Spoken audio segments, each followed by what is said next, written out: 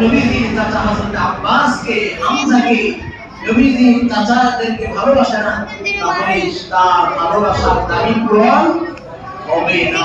বুঝেছিল? Number দাবি রাসূলকে ভালোবাসার অর্থ রাসূলের ফ্যামিলিকে ভালোবাসা। হাদিস থেকে আমরা ভালোবাসা কি দাবি?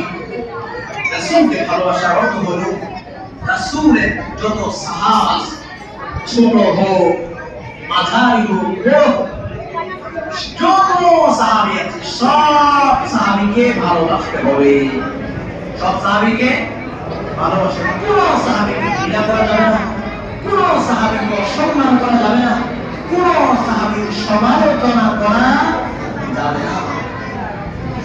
হাদিস থেকে আমরা শুনি তিন হাদিস 3800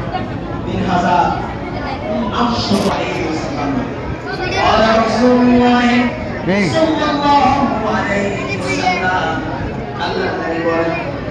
الله الله في أصحابي هي مرحبا شمعكم الله के भय करो আমার সাহাবীদের ব্যাপারে লা তাত্তাখিয়ুহুম হারাম মিন বানি ইন্তেকালের পরে আমার কোন সাহাবীকে নিয়ে সমালোচনা করা যাবে না, কোন সাহাবীকে নিয়ে সমালোচনা করা যাবে না।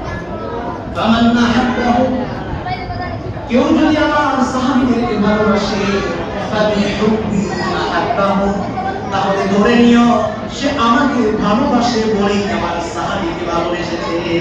সুবহান ওয়া মান আবাগাদাহু